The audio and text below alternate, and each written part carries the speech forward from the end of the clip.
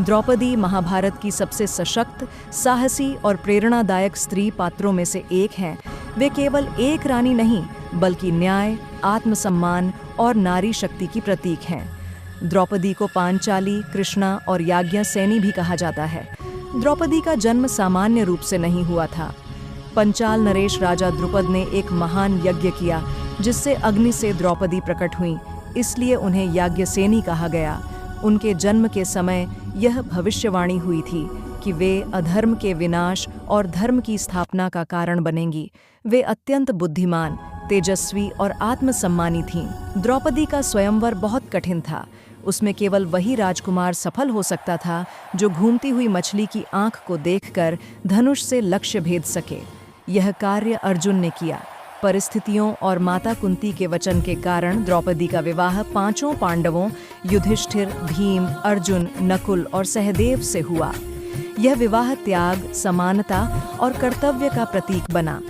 द्रौपदी इंद्रप्रस्थ की महारानी बनी। वे केवल सुंदर ही नहीं, बल्कि अत्यंत विवेकशील और न्यायप्रिय थीं।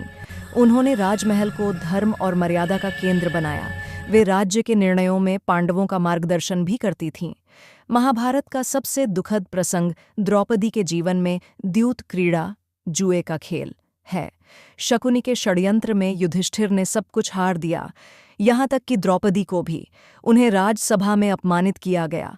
उस समय द्रौपदी ने साहसपूर्वक प्रश्न उठाया, जिसने स्वयं को हार दिया हो, वह किसी और को कैसे दांव पर लगा सकता है? उनकी लाज की रक्षा भगवान श्री कृष्ण ने की। यह घटना अन्याय के विरुद्ध द्रौपदी के संघर्ष का प्रतीक बन गई। जुए के बाद पांडवों को 13 वर्षों का वनवास मिला। द्रौपदी ने कठिन परिस्थितियों में भी धैर्य नहीं खोया। वनवास में उन्हें कई अपमान और कष्ट सहने पड़े, परंतु वे पांडवों को बार बार धर्म और न्याय की याद दिलाती रहीं।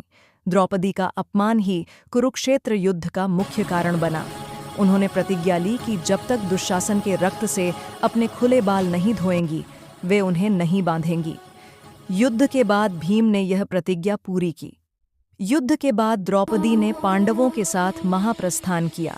हिमालय की यात्रा के दौरान वे सबसे पहले गिरीं। युधिष्ठिर के अनुसार अर्जुन के प्रति विशेष मोह उनके पतन का कारण था। इससे यह शिक्षा मिलती है कि महान से महान व्यक्ति भी मानवीय भावनाओं से मुक्त नहीं होता। द्रौपदी नारी सम्मान, साहस और अन्याय के विरोध की अमर प्रतीक हैं। उन्होंने प्रश्न पूछने का साहस किया, अन्याय के आगे झुकने से इनकार किया और धर्म की स्थापना में महत्वपूर्ण भूमिका निभाई। द्रौपदी और श्री कृष्ण का संबंध सखा सखी का था, जो विश्वास और भक्ति पर आधारित था।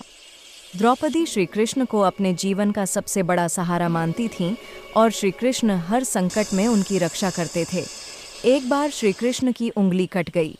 द्रौपदी ने बिना सोचे अपनी साड़ी का एक टुकड़ा फाड़कर उनकी उंगली पर बांध दिया।